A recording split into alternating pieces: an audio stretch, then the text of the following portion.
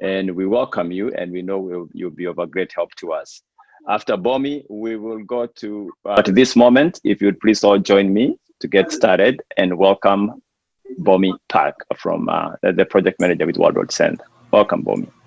Hi, thank you. Thank you for the introduction, and really nice to see a lot of familiar faces. I see a lot of familiar names who are not turning their cameras on, but I understand it's Friday night. I'm really amazed how many people are showing up to this event on a Friday evening. I know you all have wild plans for the weekend, so thanks for joining us. As they introduced me, I am Bomi Park, the project manager of the World Trade Center St. Louis and the St. Louis Mosaic Project. So Mosaic is part of the World Trade Center, so we are a regional initiative within the organization. So World Trade Center also falls under the umbrella of the St. Louis Economic Development Partnership. So our goal is to drive economic prosperity through immigration. So I'm going to share my screen so you can see the key programs that we do have.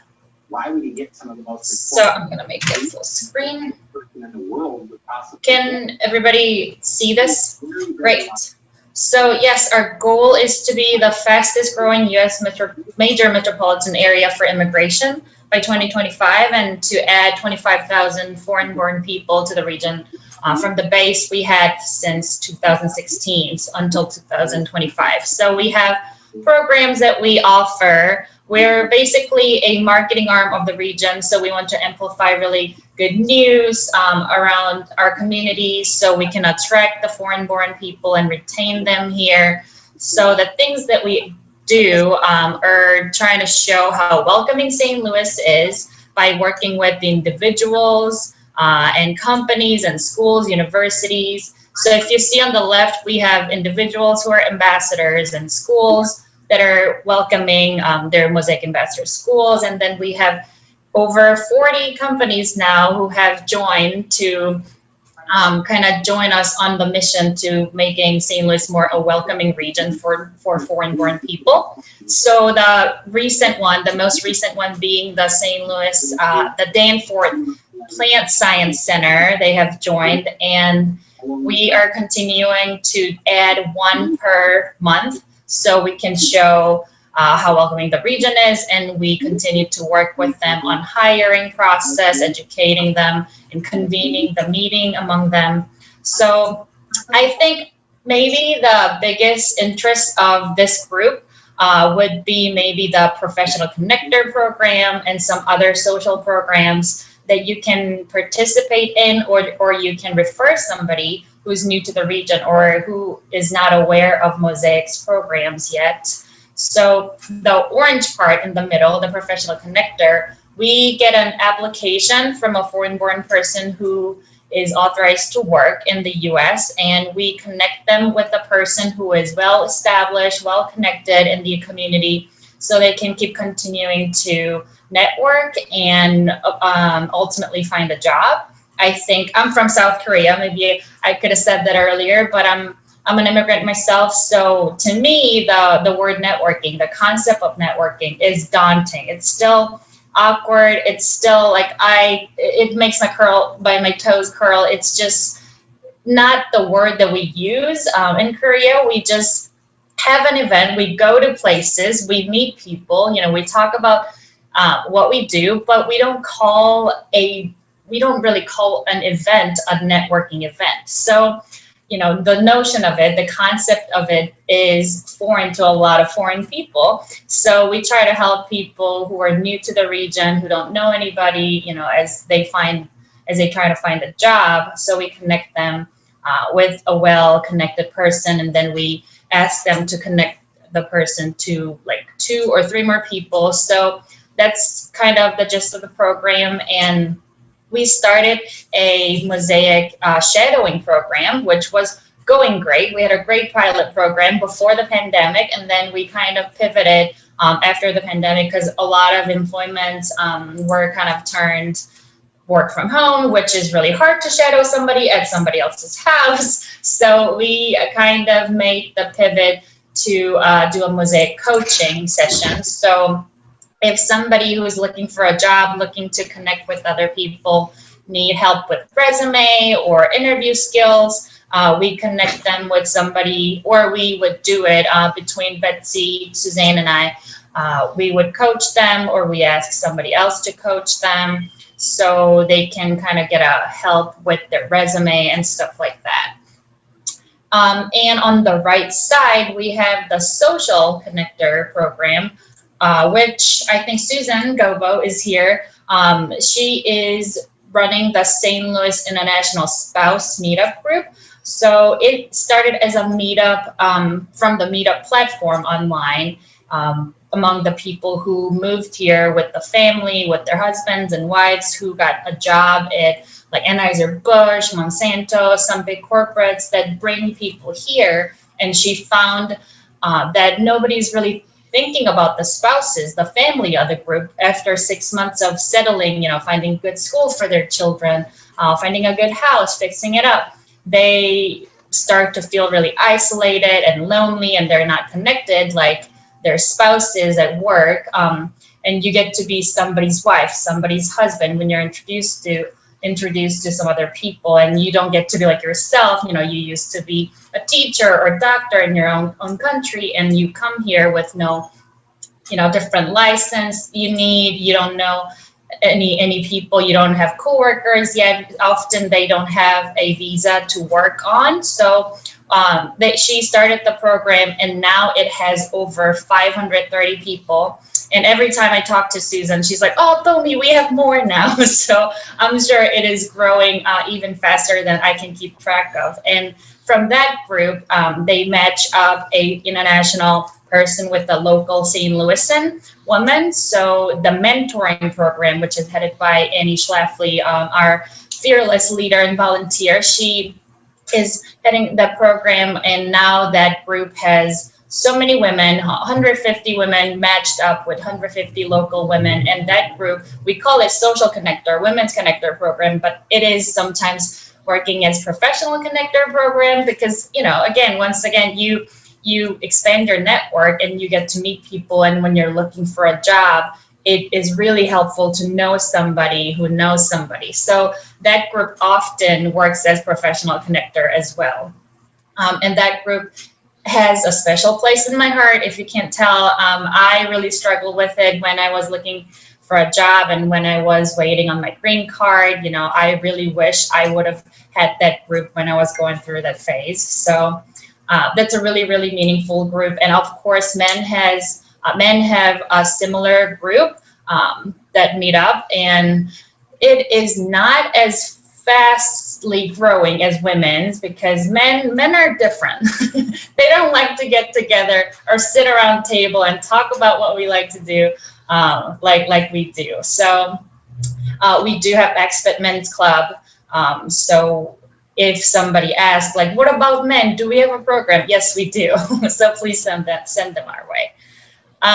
And of course, we work with university partners, area universities, about 17 of them. We convene the meeting. We hear from them the trends, the international student, you know, are we still seeing international students? Washu, SLU, Fun, Lindenwood, you know, all these schools, and what are they seeing? Like, of course, under the Trump era, we saw a lot of visa rejections for the first time and things like that. So we talk about, you know, what are we going to do with our international students? And it kind of came out of that. Well, we were thinking about during the pandemic, who is hit really hard, you know, among the immigrant population. So in December, we kind of came up with this idea of Zoom Pal, which is like a pen pal, but, you know, nowadays we have a Zoom.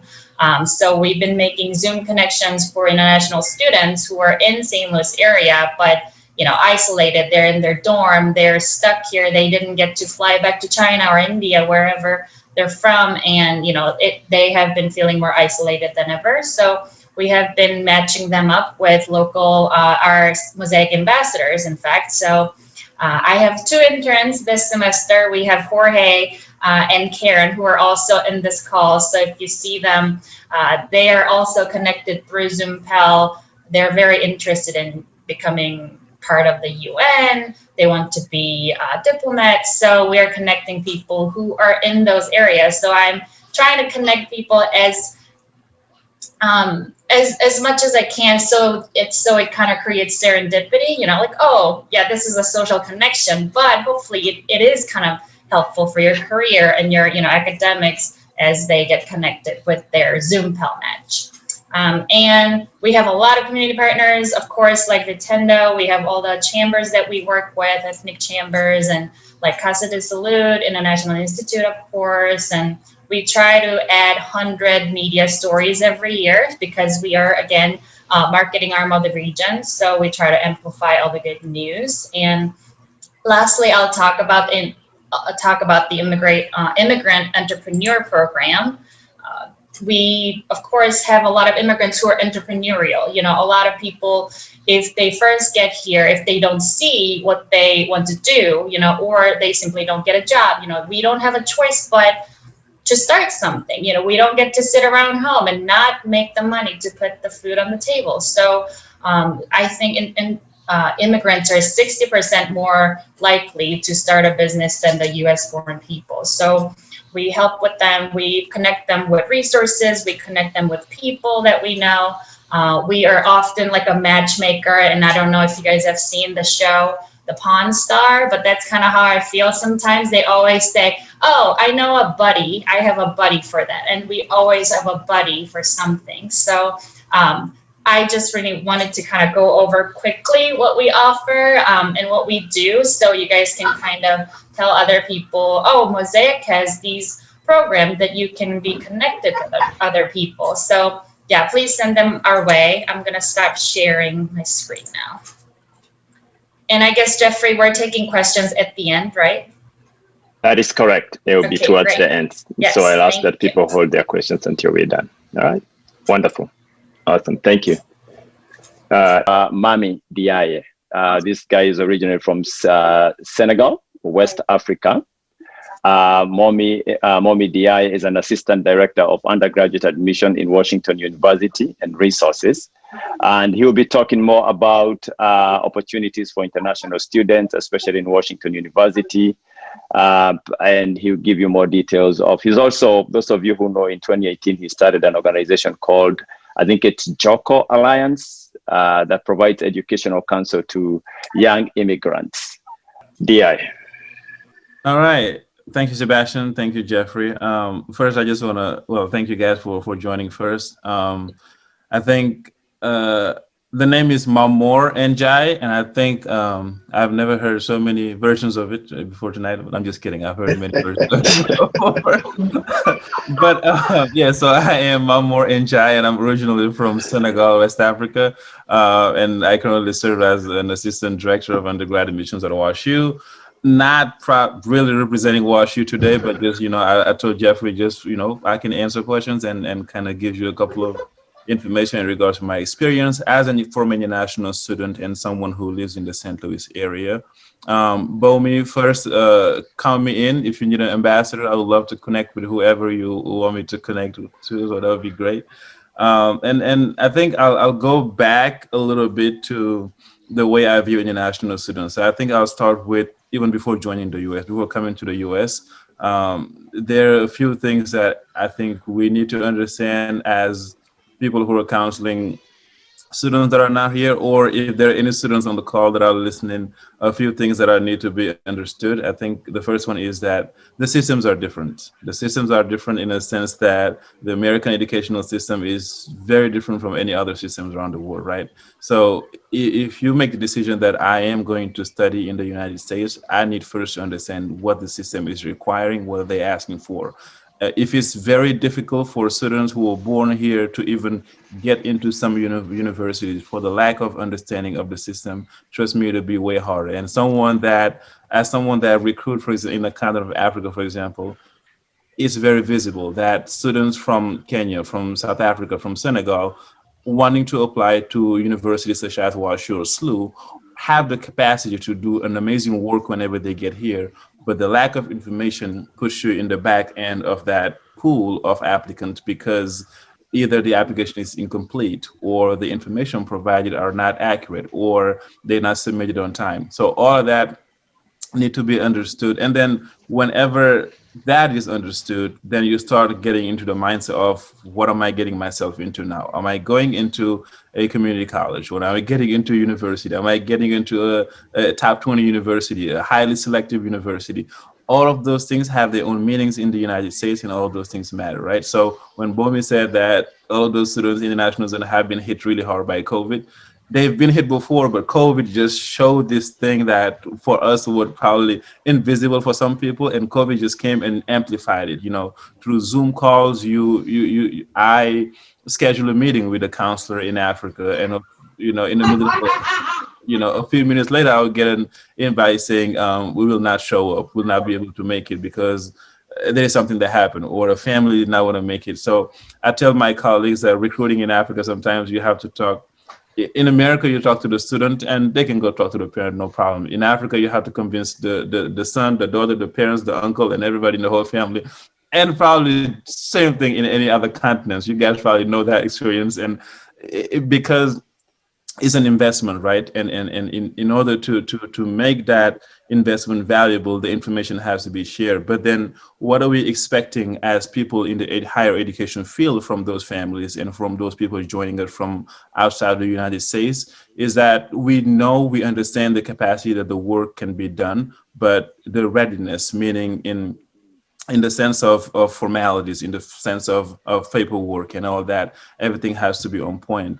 And then, of course, I'll answer as many questions as I can at the end, but moving quickly into the life in the United States, there is an application system to universities, right? There are financial aid, there are FAFSA, there are scholarships and all that. So just understanding all that process will take a long time for students to understand that, not only students, but parents also. Understand that if I'm not a US citizen, do I still have the capacity to study in the United States? If I'm not a US citizen, if I'm holding a green card, what's the difference between me and the person who has a blue passport, right? Or if I don't have a green card and I'm on an F1 visa or something, what can I get in this educational system that someone else cannot get? And I think, we have people who practice law in the call who know the difference way better than me and can I guess, enlighten you on that area. But knowing your status before coming to the US, once you join the US, and what opportunities are available to me. And for all of us that have families somewhere around the world and wanting to counsel them about joining the United States for education, providing that accurate information. And I tell my students and I tell some friends that the most important thing I think I've learned in the US is the value of connection. Not only that I'm sitting here and I just made a connection with Bomi today, right? But just the fact that you know who to ask the right questions and the people who are going to give you the right answers. I know Jeffrey can hook me up with Pari, who can tell me about something in law, and I'll definitely use that for my next, the next step of my journey is very valuable. So having the right information, I think, understanding that FAFSA, scholarships, all of that is possible for us. And at the same time, I think just being that annoying immigrant who asks as many questions as possible to put yourself in the system, I think is and believing in yourself, of course. Now, I don't have all the answers, as I said. I might have experience in the field, so I'm ready to answer any questions by the end. And Sebastian, it's yours. Thank you, guys. Awesome. Ndiaye, I might make another version of your name as we continue, so don't worry about it. By the end of this, we probably have 5 different versions. Our third speaker is one of us, in the sense that is a board member from Vitendo for Africa, and that is Pari. We call Patavee. Patavee will be our third speaker. She runs a law firm here in St. Louis. She will be talking more in terms of citizenship, deferred enforcement for Liberia, and freezing immigration deportation. She has done wonderful jobs in St. Louis, especially pro bono jobs, helping people understand what they need to do. So if you have questions, hold your questions until we are done. And if you would like further guidance in terms of that, get in touch with Vitendo for Africa. We will link you with Pari she's a wonderful help into these organizations. On, who is also a board member, Pari. You ready for me? Absolutely. Okay. Well, Sebastian, I appreciate your kind words, and I have loved being a part of Team Vitendo. I am so proud of all of the resources that are here in St. Louis for immigrants. Sebastian and Jeffrey are incredibly generous people. Vitendo is also generous, but all of the resources that are mentioned tonight, I mean, like Sebastian said, do not hold the information to yourself. Tell people about Bomi, tell people about the Mosaic Project, tell people about Mame, and everything that's at Washington University, because St. Louis really does have a rich pool of resources specifically for immigrants and refugees, and I just want to make sure that everyone has all of the information they have. So my name is Patavee Vanadilok. I practice exclusively immigration law. My office is at the Cortex Innovation Complex. We are growing. I've just taken on a new attorney. Hawa, my legal assistant, is a refugee from Afghanistan herself, so we love all things immigrants and advocating for them and amplifying everything in their lives. So I'm going to share my screen. Jeffrey asked me to speak about a couple of things, and is this on? There we go. So here's some of my information. I added a couple of bonus topics, so I'm going to go pretty quickly through our slides today. So the first thing Jeffrey wanted me to talk about was citizenship.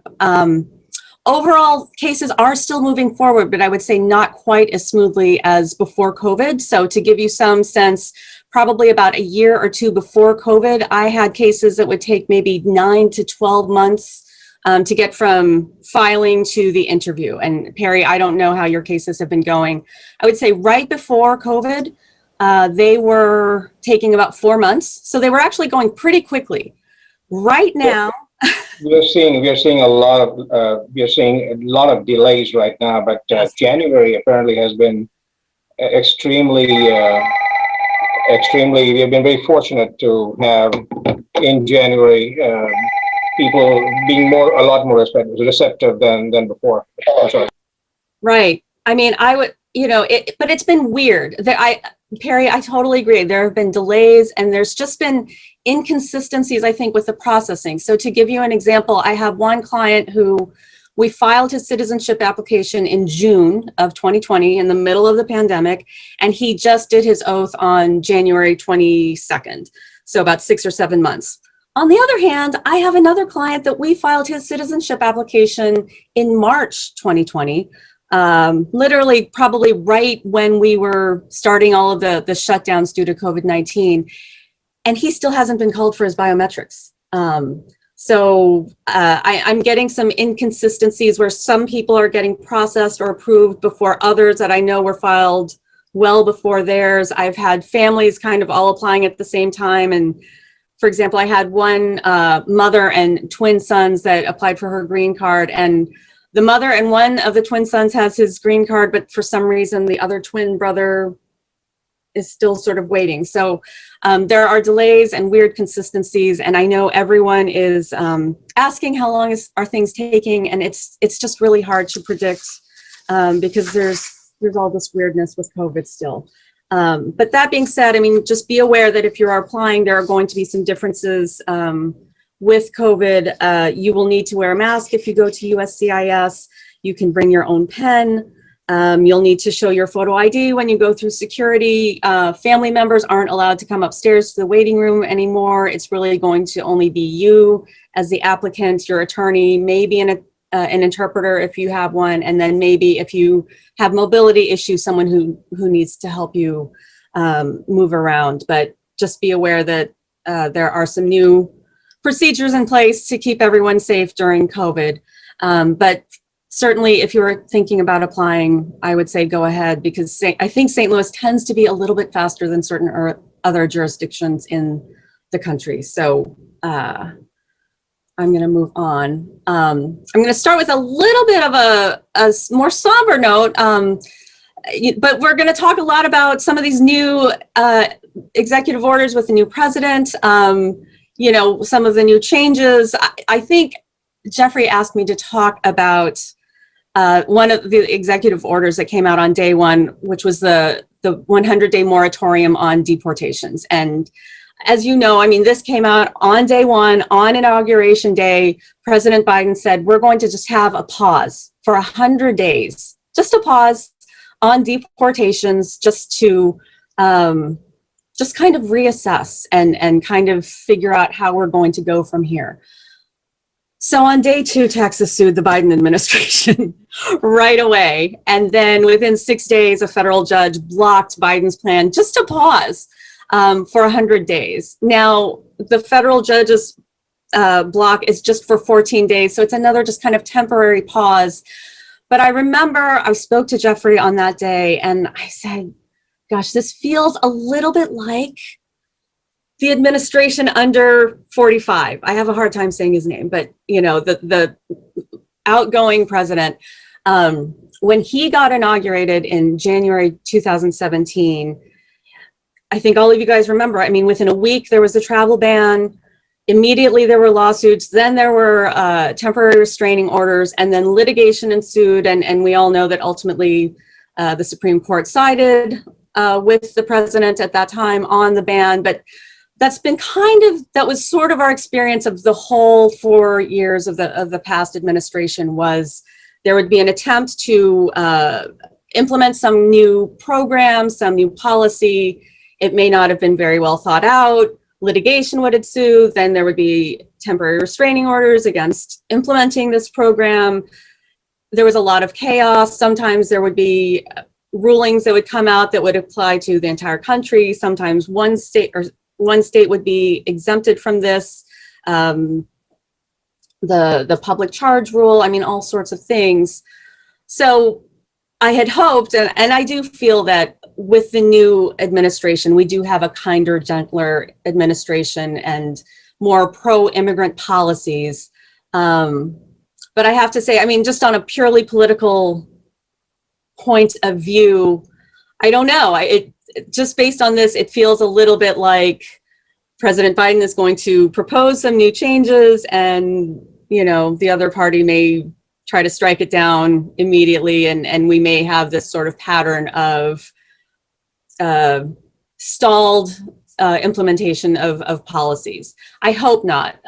You know, and what we're going to see in the next couple of slides is, I really do think we're seeing a kinder, gentler administration, and that positive changes are going to happen for immigrants and for refugees. So I wanted to start with this. Just because there are, and this is just one sample. I mean, there are lots of executive orders that came out on day one, some that came out yesterday. So it's very ongoing and changing and fluid. But to go on to more good news, just yesterday, the president issued an executive order where he is seeking to restore refugee admissions. And so you can see here some of our historical trends. So in fiscal year 2016, which was the last full year that President Obama was president, the United States accepted nearly 85,000 refugees. After that, it dropped to 53,000. The year after that, President 45 set the refugee ceiling at only 45,000, but in actuality, only 22,500 actually were admitted to the United States.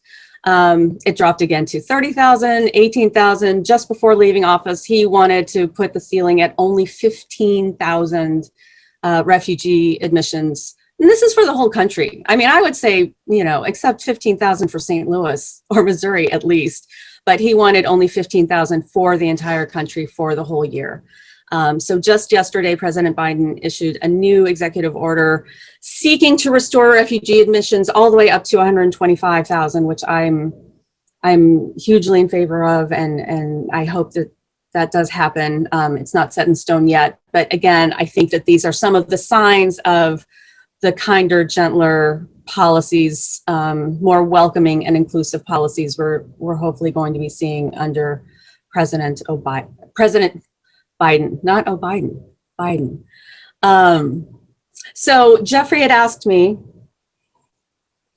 to talk about DED for Liberians. I actually have two sets of good news for Liberians. So I've got good news for Liberians part 1 and part 2. DED is deferred enforced departure. It's a temporary benefit that prevents people from certain countries under certain circumstances from being deported. This is fairly discretionary. It's fairly short-lived. It's usually only valid for about 18 months at a time. So it's very discretionary as far as whether it will get revalidated or renewed or extended or not. But if this is all you've got, take it. It's certainly good news. So DED has been reinstated until June of next year, 2022. And you are allowed to extend your work authorization under it. So it's certainly something to take advantage of. I have a list of at least some of the documents you might want to gather. So if you're thinking about going to see an attorney to look into deferred enforced departure, these are some of the things you might want to gather before you go see your attorney. You know, the reinstatement of DED is great. I am more excited about part 2. So part 2 is the Liberian Refugee Immigration Fairness Program. I call it LRIF. In December of 2019, LRIF allowed Liberians to apply for green card status. And it was only a program that was open for a year. But this is green card status. So green card, we all know, is what allows you to live, work, and play permanently in the United States.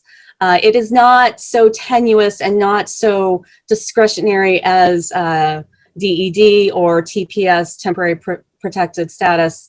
And it does give you that pathway to citizenship. Green card holders can start to sponsor some of their family members, and once you become citizens, you can sponsor even more family members. So, you know, if you can get green card through LRIF, it's huge because it's a very strong, stable legal status in the United States. So again, here I have just listed a couple of eligibility requirements, not everything, but just a few things to be thinking of and seeing whether you might be eligible, some documents to gather if you're going to go seek some assistance with LRIF. And then I think finally, oh, that was it. I talk fast. So here's some of my contact information if you ever want to reach out and say hello. And that's what I've got for now. Thank you. Beautiful. Awesome. That was the information that I'm talking about. We live in a very litigious environment. Karibu sana. So we'll move next to our speaker number 4 will be Pari. He's a legal expert and also a business coach known across St. Louis in a wonderful job that he does. He will be talking to us about Daca program, the DV, that is the green card, also known as the green card. And also we'll talk about ending the discrimination ban project. Pari Sheth. Welcome, Pari. Good evening, guys. And again, thank you for inviting me today to speak with you. I've been in practice for about 22 years. I'm an immigrant myself. I'm originally from India. I moved to the United States from India in the early 80s, probably before some of you were born, or maybe just about that time. I'm originally a chemical engineer, worked in the chemical industry, and then started my own practice around 22 years ago. A native of, been a part of St. Louis for a long time, and again, good to be here. Jeffrey and I have known each other for, I guess, about 15 years now. Jeffrey, is that something along those lines? And it's been great. I love St. Louis. It's now obviously it's home. Raised a daughter here who just got accepted to med school at St. Louis U. Very proud, very, very happy. And Jeffrey asked me, or when we talked about putting this presentation together, he said, "Okay, why don't we talk a little bit about Daca and so on?"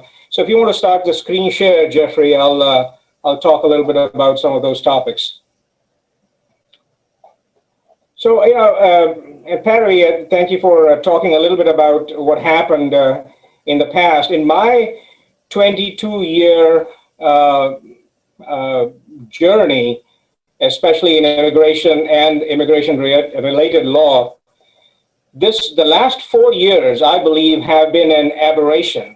And I wanted to talk a little bit about what I call the era of Trump, where, and most of you probably know this, is immigration and customs enforcement. Enforcement was a priority. Removal was the mantra, not adjudication. And you probably remember the phrase of zero tolerance right in the beginning of the administration. And of course, I'm quite sure you folks remember the reference to shithole countries. We have seen greater ICE detention, more extensive background checks, and RFEs as requests for evidence. On the adjudication side, I do a lot of employment immigration as well. And get this, H-1Bs, you probably heard of H-1Bs, that is employment-based temporary immigration, 80 to 85% of applications being RFE'd. That's phenomenal. It's never happened. I have not seen this, like I said, in 22 years.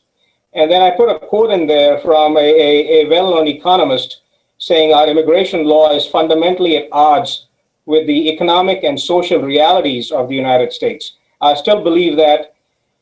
And hopefully we will get to a much better area with President Biden.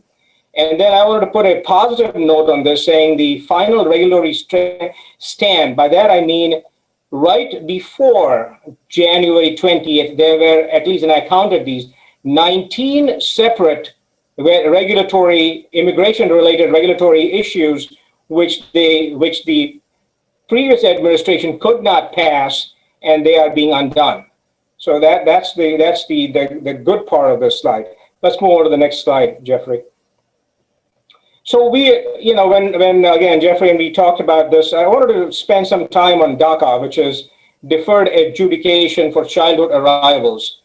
And I wanted to give you guys an idea of what has really transpired in this, what I consider to be a very stellar program affecting dreamers. In 2012, the Obama administration enacted Daca. And then in 2017, we saw an intention to repeal Daca. Subsequently, the program was rescinded. Immediately, litigation followed. And June 18th, the Supreme Court ruled that this rescission of the Daca program is what, in legal language, we call this arbitrary and capricious, meaning you don't have any basis to rescind this program. You're doing it just because you don't like it, and that's not acceptable to us, the Supreme Court. And so immediately in July, the acting DHS secretary said that, hey, I'm going to reconsider the policy, but in the meantime, I'm going to limit the period of Daca renewals to 1 year. Guess what? Further litigation ensued, and in December, the district court in New York ordered the DHS to fully reinstate the program, and they found that the acting secretary's memo was basically bogus, what I consider bogus, and immediately the Daca program was reinstated, and then litigation followed again. The administration challenges this ruling, and in December 22 in 2020 again, one of the district courts, and this is in Texas again, they reviewed it for, get this, the illegality of Daca, meaning the Daca program is illegal at concept, at inception. Well, finally, and in 2021, we heard on January 20th, and I have the entire memo. I had to read it a few times to say, hey, you know what, this is unbelievable. To have a new president doing exactly what he said he would be doing, and being a pro-immigrant president, just like we had a stellar 8 years during the Obama administration. In any event, the Daca program is preserved and fortified.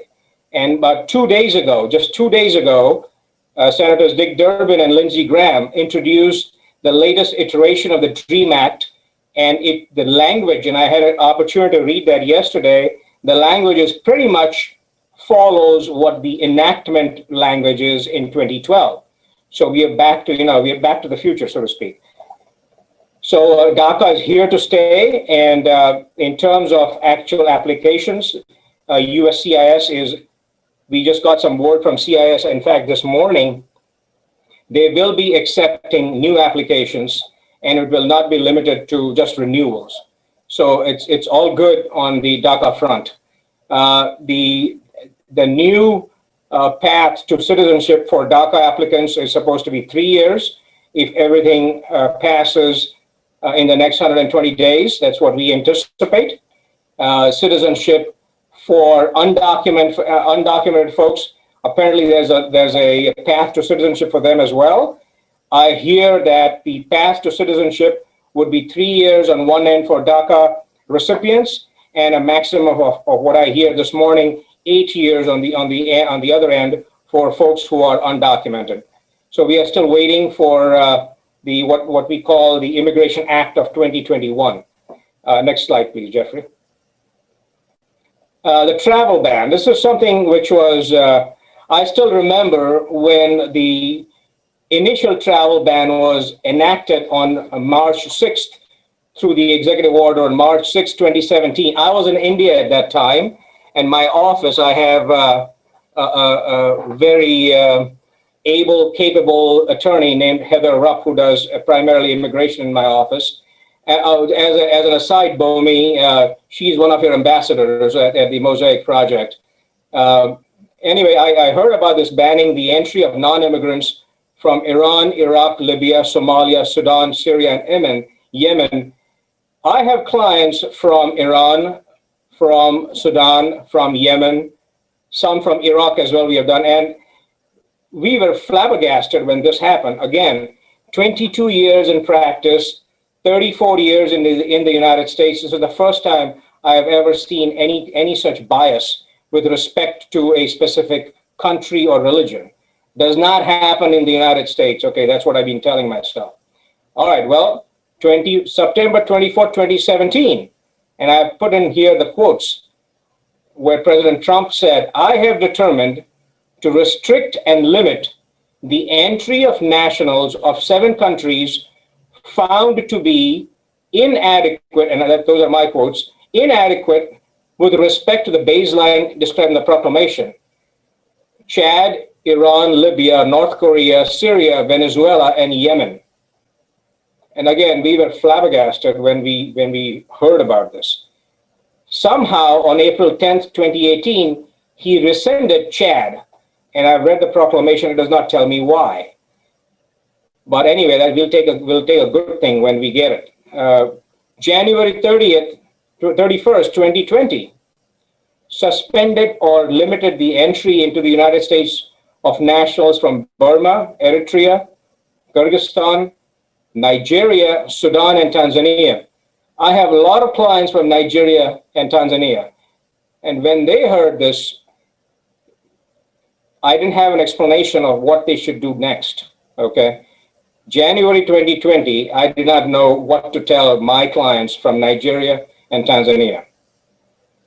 And of course, January 20th, 2021, all of these prior executive orders have been revoked, no prejudice. There are 2 lesser known proclamations which are still in the works, and they are, if you read through the proclamations, that is 10014 and 10052, these are the proclamations which were enacted in April 2020, subsequently in June 2020, that bars nationals to enter the United States, and they have not yet been rescinded.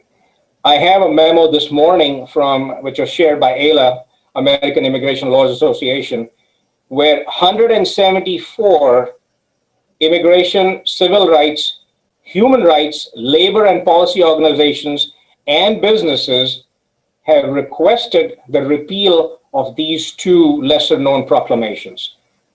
And I'll talk about a little bit about how this impacts the diversity visa as well. And then on February 2nd, 2021, we are hearing a lot about the family separation, the border security, and the legal immigration, the new executive actions which are coming into play. We are seeing new issues being brought to light. And let me tell you this is not new law, okay? We are just undoing the BS from the last 40 years. I strongly believe that. All right. Next slide, please. So the last point I'm going to be talking about today is diversity visas. It affects a lot of you. You know, this memo this morning also talks about people from African nations have received a significant portion of diversity visas and will be disproportionately harmed by the inaction of the removal of the two prior proclamations I just talked about. Let's talk about the diversity visa. All of you know it's a green card lottery, also known as the green card lottery.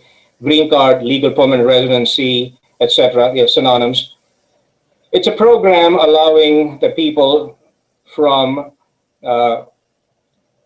countries that have less of a representation in the U.S. diaspora to be part of the U.S. Established in 1990, gives approximately, ranges from 50 to 55,000 people to become residents of the United States. I've put in the web link here if somebody's interested, because we are back in business on the DV visa. Last year, the registration was between October 7, 2020 and November 10, 2020. President Trump has assailed this program time and time again, saying that the worst of the worst are selected in this cost-free process. The leader of the free world, okay? In February and April 2020, the administration extended the restrictions to Tanzania, Eritrea, Sudan, Kyrgyzstan, Nigeria, and Myanmar. I talked about that a little bit. And the DV program was then frozen. Litigation ensued. September 4th, 2020, in Gomez v. Trump, and I know the DC judge here, Amit Mehta, he lambasted the administration and said the administration has to make good faith efforts to expeditiously schedule, process, and adjudicate DV 2020 diversity visa applications. When the DV visa program was frozen, there were a third of the visas had been issued, but they were frozen. And the consulates were not giving out any more DV visas. Just 3 days ago or 2 days ago, Tanzania's restrictions were removed, Nigeria's restrictions have been removed, and now we believe that since the DV program is unfrozen, that the Immigration Act of 2021, if passed, will increase the number of DV visas to 85,000. And that is phenomenal, okay? Well, these are I just wanted to touch upon these three topics, but understand that we have new information coming out every day. And we have, in fact, in January 26th, there were some what we call practice pointers by the American Immigration Lawyers Association, where what should you do if you have the visa but are not able to come to the United States as an immigrant, as a non-immigrant, and what are your, shall we say, ways to break that lock? And again, talk to an immigration attorney, talk to Patavee, talk to me, and we can probably give you some ways to overcome what you and I have been put through in the last 4 years, okay? So just next slide, please, Jeffrey. My information, I office in Clayton. I also have, as of the last, 2 years, I opened up an office in Chicago, Illinois. My practice started 22 years ago in the business and the immigration area, but in the last 15 to 18 years, we have branched out in the areas of criminal law, family law, and business litigation. We also assist our clients with auto accidents and workman's comp, and essentially those are the areas where this law is practiced on what we call a contingency basis. So again, if there's anything I can do to assist, please feel free to reach out. and we'll do our best to help you. And again, thank you folks for listening to me, and thank you for the opportunity to talk to you today. I am, as you might tell, or as you can tell, very excited about the prospects going forward. And like I said before, the 8 years under President Obama were, at least for my practice, some of the best times that we ever had. Critics blame there may be more deportation in those 8 years, but no, we believe that the right pro-immigrant policies were in place, and the pendulum has definitely swung the other way. We definitely see a lot of pro-immigrant attitude, behavior. In fact, I got a call from an assistant district director who I'd known for a long time, talking a little bit about what it means for immigrants and what it means for adjudication within CIS going forward. Great conversation, great people. Their hands were tied, and now they can do what's right. I'll turn over to you, Mike, or thank you, Pari. Moderator. Thank you. You can now concur with me. This was quite what we are waiting for in terms of the information and what we have gathered today. I want to tell you that ignorance can be expensive, but bad advice can destroy you. And that is why we tend to, for Africa, get together in such moments, and we orchestrate these mavens, these people with all these brains in the areas that we need, so that they can in this discipline, so that they can give us information into the right directions that we need to go. I think now we come to a point where we can ask questions, but also while you're asking your question, I think I want you also to understand that it's a question in terms of guidance. Do not bring your whole case here to be litigated here. That is why they have given you your contact, so that if you have a case that you need that needs litigation or some guidance, they'll be able to help you in that area. So what we'll do is go ahead and you can raise up your hand in WhatsApp, in Zoom. If you can't do that, I ask that you go ahead and write your question. We will read your question if you do that. We already have a few questions that are in here. What we'll do, we'll take maybe 3 or 4 questions first. Then after that, after we get those questions, we will ask them to kind of attend to the questions as much as they can. And you also understand there are some questions that they won't be able to answer here. And then we'll keep moving on in that direction. We have about maybe 15 minutes to do that. And I think the question that I have already received, one says that, and I think this is a legal question, which I believe Patavee or Pari or Mr. Sheth will go ahead and answer that. It says, when I applied for a green card, that's about 10 years ago, I made a mistake and I indicated that I was not married. When I filed for my naturalization for the citizenship, they found out that I was married, and they said I might face deportation. I'm still waiting for an answer, but I haven't gotten an answer. And then the second part of that question says, however, my wife is here now with me. She has come to visit. Can I still file for my wife? That's one question from Mr. A. Then I have another Mr. B who asked me, does DED apply to other countries, or does it just apply to Liberia? All right, then I have another question. If I'm moving too fast, just let me know, because I'm sure you're writing this question. Sebastian, I would. It might be better if you take one question at a time, and we can maybe address it shortly and briefly. Okay, So do you want to address it? Yeah, I'll start out by saying, in the first question, I have had cases like what she just mentioned, where they did not declare that either they were married or they had kids, etc., either at the consular post or during the temporary or the permanent green card. And will that come to haunt them during the naturalization? Absolutely yes. You have to prove that what you did was not willful, was not misrepresentation, was not fraud. Okay. Will they be put in deportation? Yes. Will they be given an opportunity to explain that in front of a judge? Yes. So all of those fears are founded. And unfortunately, when you make those mistakes on your application forms, whether willfully or not, you will face consequences. That's just the posture of the USCIS at this point. All right. The second part of the question was, and I think on the same one was, my wife is here with me now. Can I file for her? Well, he can, when you say can I file for her? Yes, you can definitely file for her, but you are in a process where your own green card might be taken away. So is it something that you would risk filing for her right now, or would you wait until the outcome of your legal permanent residency before you file for her? All right. I think that is answered, unless Pari want to touch on that. But also, while you're touching on that, I want you to address this question, whether DED applies to other countries. And then I'll read the next. I can address that issue.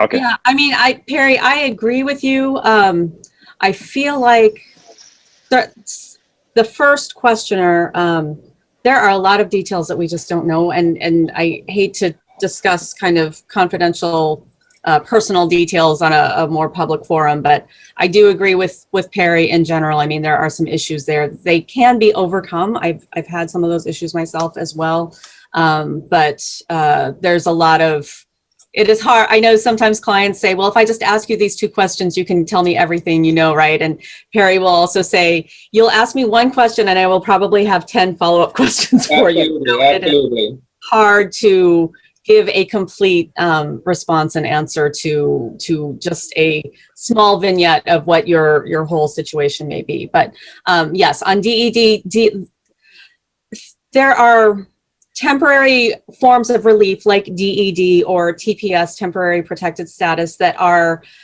temporary and they're discretionary, and they're always very fact specific, but they are always related to certain countries and either, you know, civil war or governmental dysfunction or natural disasters, things like that are going on in those countries. And so yes, DED can apply to other countries like Venezuela.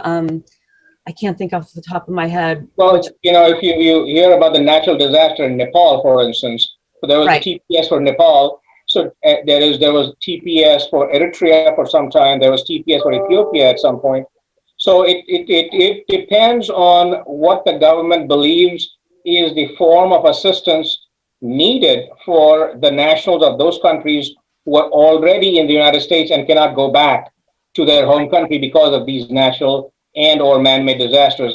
You know, Patavee, we talked about Venezuela. That was the political disaster that was going on. That was the primary precursor to a lot of asylum applications that we filed, I believe, in 2018. Right. And it just, part of it is, and in terms of whether they will renew it or extend it, is based on whether they think it's safe for you to return or not.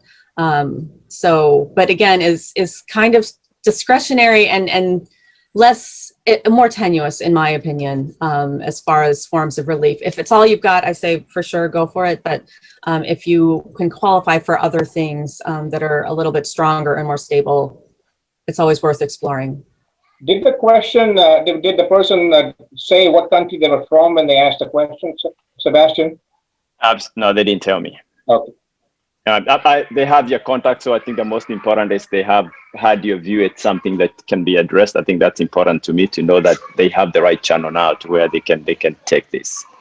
I think the next question I have here says, I came here in 2019. I came as a visitor, and then when I came here, Corona came in. I asked for an extension on my I-94, so I didn't go back, and I just got a letter now calling me to have biometrics. However, when I was here, I got married, and we already have a baby. Should I continue with the extension, or should just file? And my current wife is a green card holder. Should I continue with the extension, or should I file for I-130, I guess, whatever that is. You know, I think Patavee alluded to that earlier. There are a lot more questions I would actually ask. If I were a risk taker, I would say do both. But you know, there are considerations of time, money, and effort here. So you know, it might be best to have a one-on-one conversation on this, because the dynamics of that situation really would require for that client to really sit down and assess all the options that he has. He does have options, or she does have options. I would agree. I would agree. And usually, I know, Pari, this probably happens in your consultations too. I mean, we kind of like explore all of the different options. And if we're fortunate to have multiple options, then we can really drill down and look at, you know, cost, how long it's going to take, the viability of the plans, whether you can pursue plans A and B concurrently, or if you really need to wait. And, you know, so there's a lot of technical analysis that does go on. But I would agree that there are probably multiple options for this individual and probably worth exploring. All right, the next question goes to Jai. This person says that I have family members who've been trying to come to United States with F1 students. However, after Corona, they'll be denied visa, and the answer has always been that you can take classes from your own country. Is there anything the school is doing, especially in Washu, Washington University, to assist these students so that they can get their visas? Yes, so any school, well, most schools at this point and have offices inside the school called usually the Office of International Students. At Washu, for example, there's something called the OISS, the Office of International Students and Scholars, and they are aware of restrictions. They are aware of some of the law things happening in embassies and how visas are being denied. And whenever we accept a student, whenever a university accepts a student, they usually will transfer those files to that office so that they can take care of anything ranging from counseling whenever they go to the embassy, or how to get a visa, and making sure that they get all the appropriate documents. So a lot of universities are doing that. It really depends on the situation. Like Patavee said, you know, some questions are just missing some details, so you might want to not be able to answer the whole question, you know. But all I can say is that universities, most of the time, a good percentage of them, a good majority, do have those support offices that can help you in that process.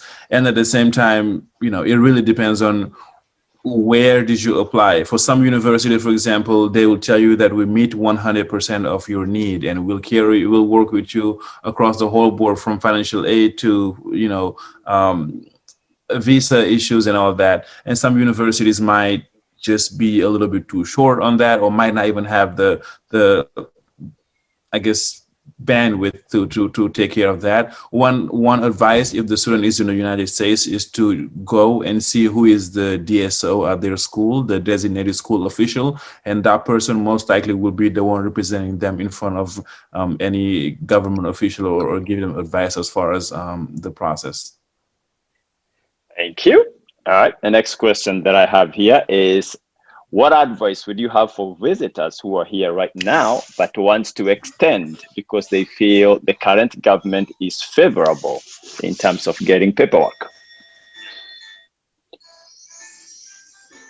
I would say explore all the different options that are available to you. I mean, there's all kinds of, you know, if you have family relationships, if you have skills that an employer might be willing to sponsor you, you know, it's hard to say, you know, you might be able to extend a B visa one time, but, you know, you won't be able to extend it forever. But the sooner you start to explore what options are available to you, you know, but it's very fact specific. It depends on your circumstances, your background, what your goals and intentions are, like what you would like to do. So whenever I start consultations with clients, I always start with the question of, if you didn't have to consider immigration, what would you do? What would your personal goals be? What would your professional plans be? And then from there, we try to explore how to make immigration work for you. Pari, you know that immigration is so technical, so I don't like to force my clients into these funny little cubby holes and say, you must be this type of visa or this type of visa. So it's really, I try to start with what the individual plans are first. Let's Sebastian, let's make some assumptions here, and then maybe you can answer this question. Let's assume that the individual wants to live permanently in the United States, does not want to leave, okay? Let's assume that, because we get that a lot. This morning, I had a gentleman from the UK who said he came here on a B1, B2 visa, and I said, okay, what are we doing now? I'm investing in a business. Okay, so if you're investing in a business, what would you hope to establish or attain? They said, okay, with this business, I want to get what's called a E2 visa. I said, okay, well, you're definitely eligible for that. Similarly, I mean, I can look upon 3 or 4 broad categories. Number one, I think, Patavee, we talked about family. Do you have family and can they apply for you? Number 2, is there business or employment-based opportunity that you're seeking, which might pan into a green card, like an E visa or an L visa, or do you have business overseas which you can leverage off?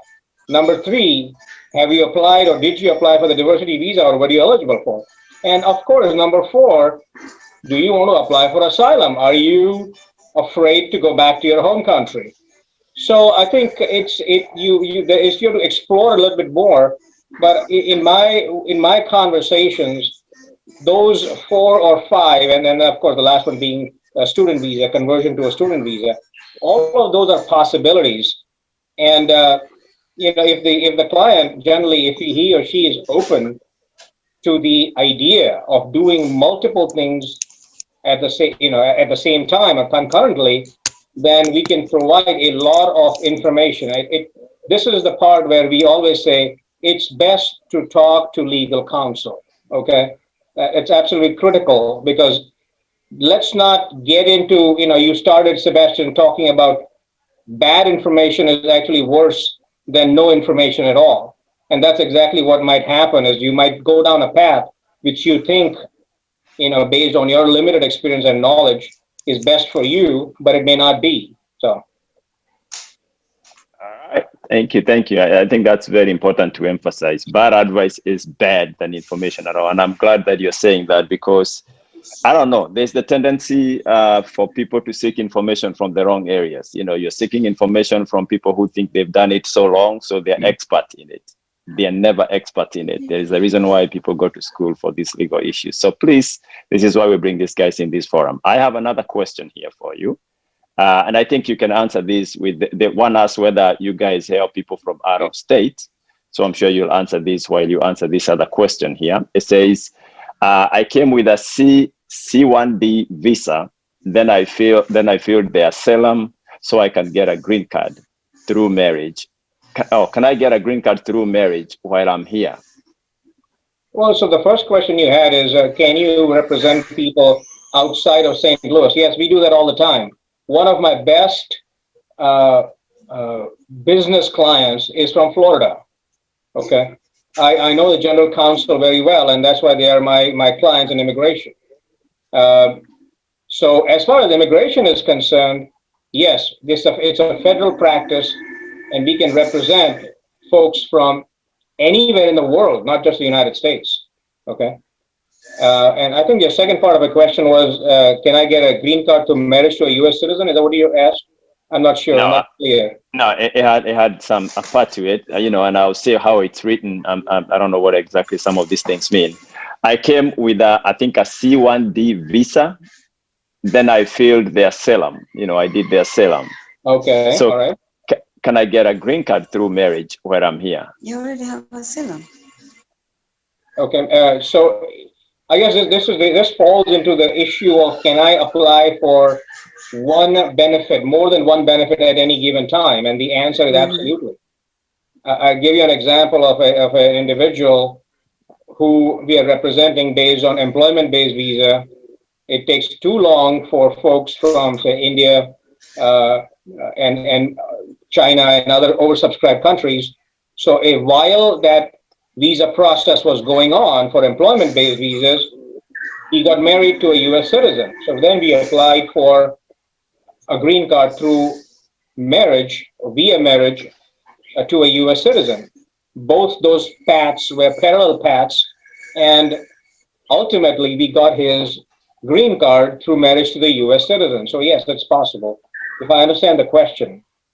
And as far as asylum, that's a third path. Many folks come here, apply for asylum, they run out of time, get married, and now want to apply for a green card through marriage to a U.S. citizen. Is it possible?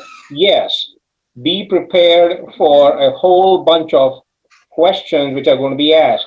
Case in point, I have a client, I call him Nelson. Nelson came to me from Ethiopia.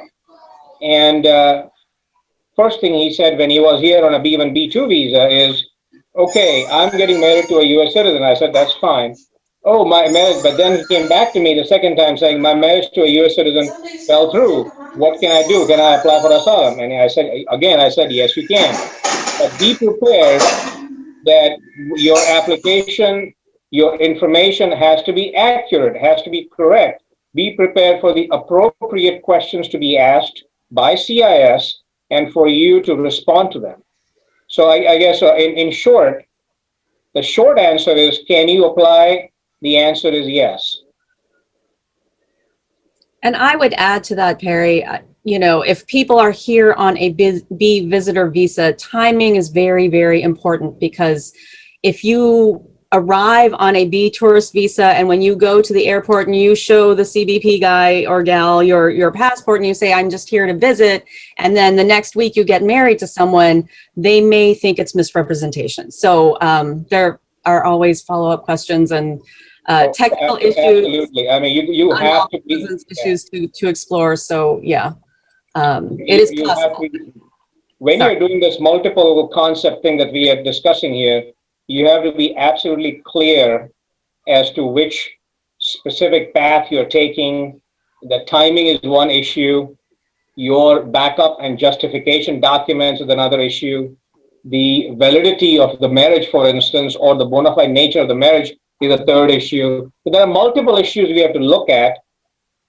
But I mean, I am a very optimistic person, and I say, guys, anything is possible. Let's explore it and find the best path for you. You know, I'll give you my own example. I came to the United States as an F1 student. Then, based on that, I got employed. So I started my green card processing via employment. In the meantime, I got married to a U.S. citizen. And so I switched paths to getting a green card through marriage. However, didn't go very far. So I switched back to employment. Then I got a national interest waiver, and it became a green card holder through a national interest waiver. So when I came to the country as an F1, did I know that's the path I'm going to choose? No. Did that path eventually succeed? Yes. Thank you.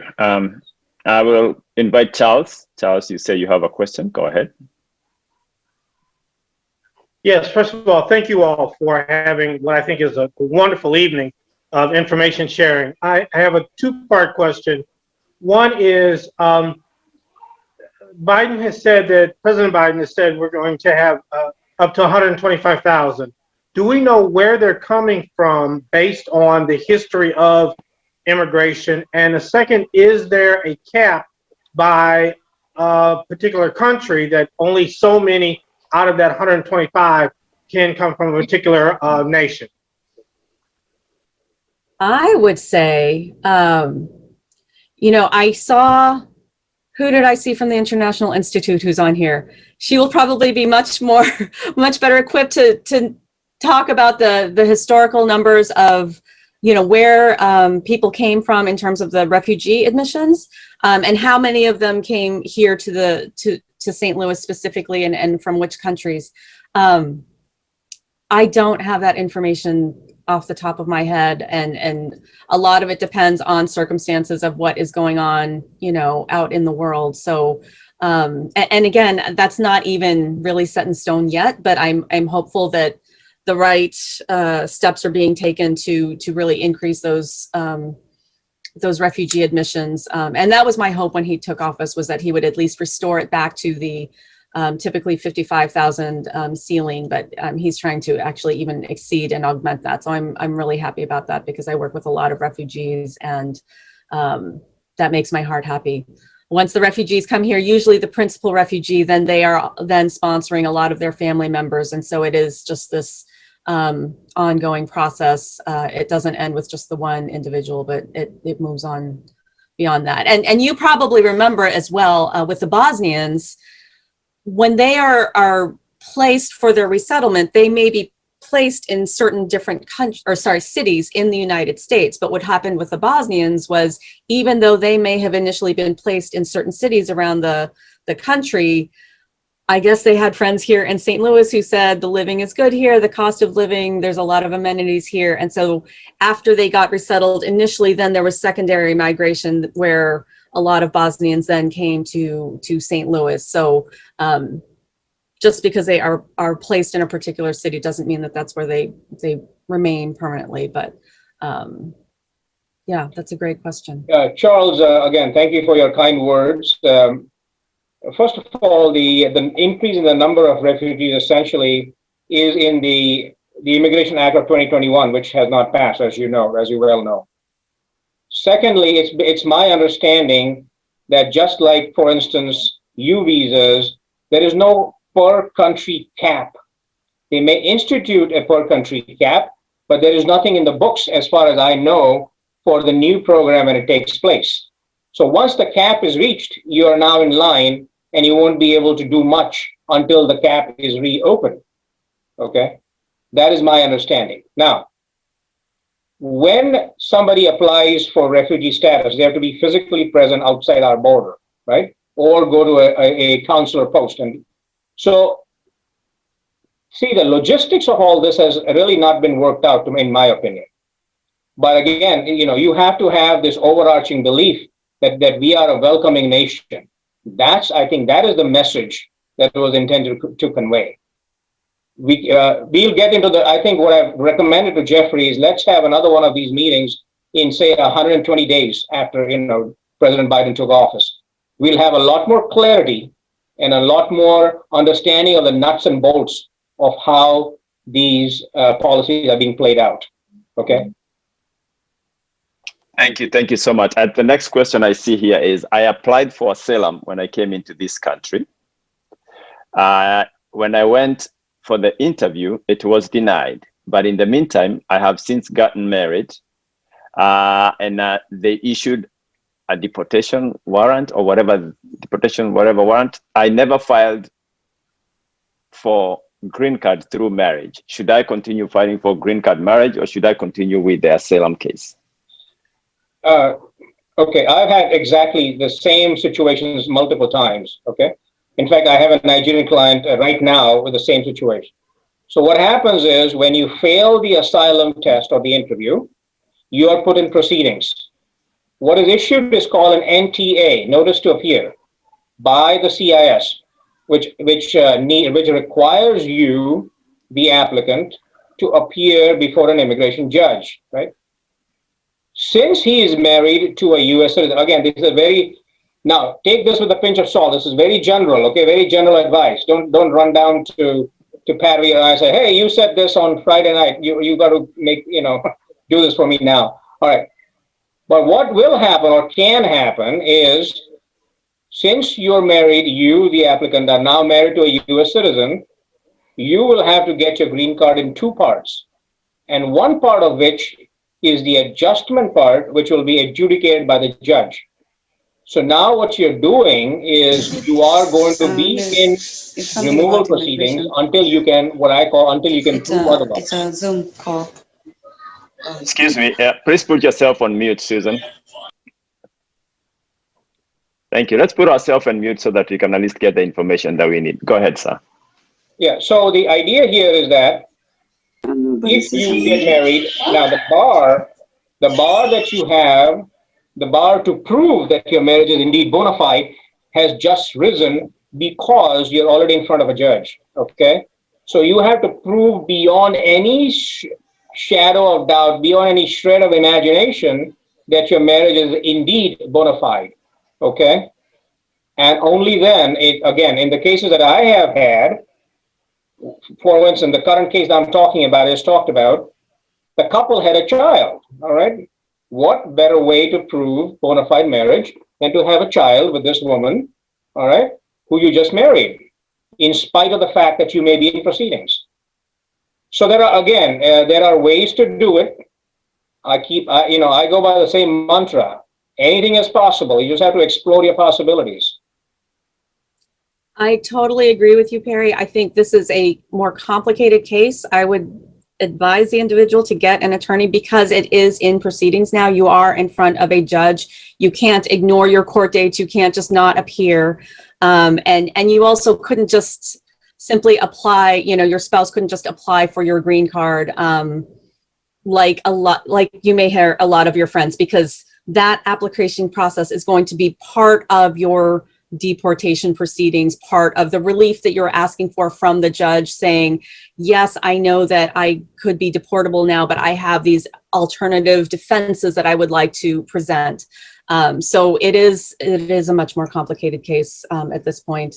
It is possible. It kind of goes through different channels, and so yeah. All right. The next question I'm seeing here, and I'm just reading as they look, can a person on a student visa here before January 2021 now apply for a green card? Depends on the basis. Right. I mean, Yeah, if you're here still legally and you have a means of getting the green card and you qualify for the category of green card you're applying for, then yes, theoretically. I mean, without going into more details, the short answer is yes. But the long, you got to explore possibilities. Geoffrey, do you see any question that I have not seen? We have only 3 minutes. Or anybody else who has a question that I haven't called, or maybe I missed you. And if I did, I truly apologize, because I know this is very important and very dear to your heart Jeffrey, in terms of the answers that we get. Go ahead. Jeffrey, this is Roma. I believe you missed my question. Yes. I think I forwarded to you, Sebastian. Let me see if I got it here. If I can forward it to you again. 1 second. I can ask here if that is. Yeah, go ahead. Go ahead. Ask the question. So I applied for my daughter green card. She's in Brazil. The I-130 was approved, but the information the I-130 is that she will be contacted once the adjustment of status is updated. So there was a mistake on my E-130 form, putting that the process would run to Chicago instead of Brazil. And now I need to amend that because the process, I don't know where it is. USCIS is not with USCIS and it's not with NVC. So my question is, can I amend the E-130 after approved? And how can I do that? Thank you. Patavee, did you understand what the question was? Because I didn't quite understand the question.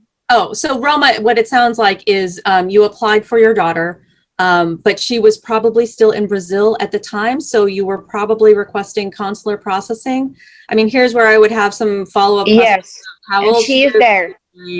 But she is here now? No, she's there. Oh, okay. Well, so part of that depends on which category she is, which again depends on how old is she married or unmarried, and kind of where her priority date is in terms of whether she can start that NVC processing and the steps leading towards an interview. It could. She's at the top of the list. I'm sorry. She's at the top of the list because the process is under U.S. citizenship and she's not aging out. Okay. And you are wanting her to do adjustment of status in the United States? I do not want. The E-130 came with that message, instead saying that the process would be forwarded to NVC. Oh, you're fine. That's the first step of the consular processing step. So the NVC process, they're going to gather more filing fees and more documents, and once they've done that processing of the paperwork, then they will, if her priority date is current, schedule her for her interview in Brazil.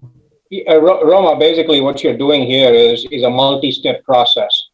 You have just finished step 1, and steps 2 and 3 are still remaining. So that's all it is. You have to be patient, and then you will get more information from the National Visa Center, and you'll be doing more paperwork at that point. But don't be confused, because NVC, you used to mail your documents there. Now you upload them, but that really is the first step of you know, once they get all of the paperwork and process it through NBC, then they send it to the consulate for setting up the interview and medical exams and all of that. So that's perfectly normal. And if for this question, I think maybe you're looking for some certainty or just something to comfort in terms of process. I think get in touch with us. We'll give you contact for our speakers, and they might just give you some information that might give you some comfort in terms of when you're waiting. Sometimes you don't want to wait with uncertainty, and you just want to wait. You're waiting for something that is going to happen. Yeah, and that's so. I will give you a number. You get in touch with them. I think it's always good to do that. I would like to say that I want to continue forever. I would like to tell you that, but I will not do that tonight because I know we will have another session that will be more detailed, and I'm sure most of you now have an opportunity to even get in touch with our, with our legal advisors and other experts that we involved in this forum for tonight. So for now.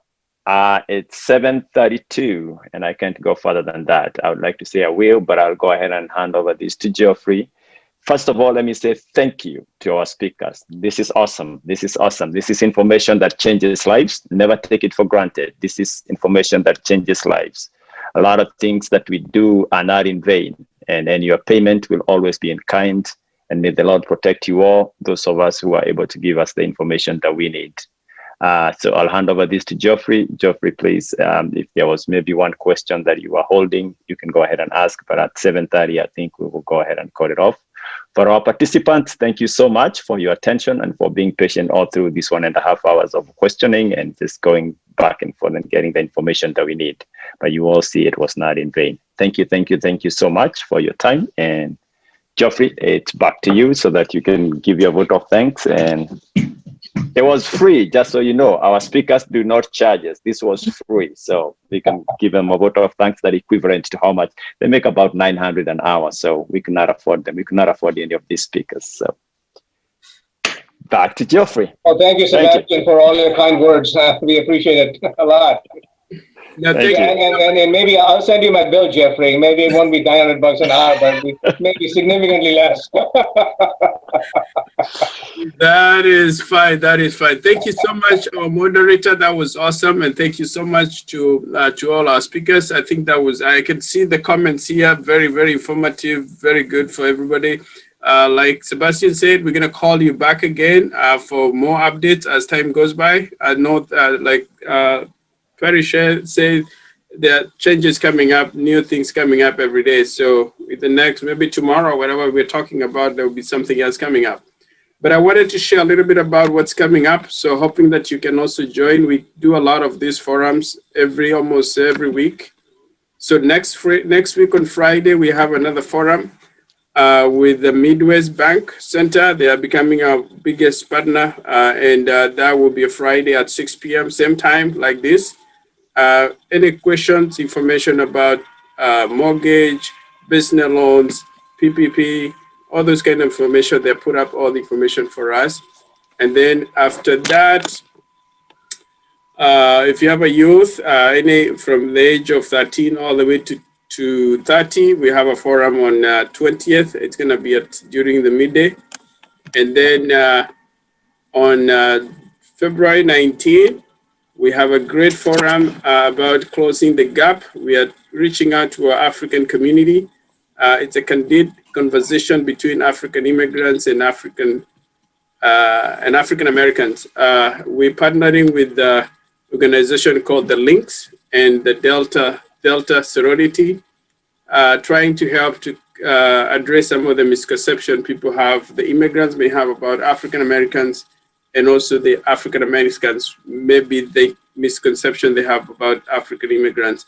It's a great forum. So you can go to our website and you go to the events, just click that. You will be able to make a reservation. That was our first event today. And it has where you can sign up. Click there, you can sign up, or click there, you can sign up. The next one will be on April 15th. We normally do Building Momentum Speaker Series. That will be added also tomorrow on the events, but it's already date confirmed April 15th. it is a Thursday at 6 p.m. And then on Tuesday this week, that is Tuesday, there is a forum by CIS. I just posted it on the web, on the link, and I mean the comments. You're free to sign up. It's a big event that is going to be doing. I think I'm told there's around 7,000 people have already registered, and we are talking about the importance of Africa in our cities, in the U.S. cities. I think I'll be one of the people in the panel. We will be discussing the impact of our Africans here in St. Louis, which I'm sure a lot of you are doing a great job, and we would want to also hear what others are doing.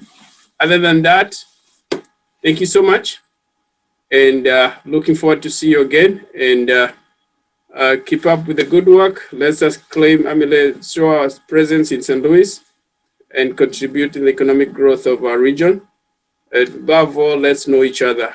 All the information that you've gathered tonight, please go and share with others, and see you again probably next week on Friday. Thank you, Vitendo. Thank you, Bomi and Mamar. Good to see you, Pari. Thank you. Thank you for everyone who joined us tonight. Thank you so much for all our speakers. Good night. Good night, everyone. Have a good weekend.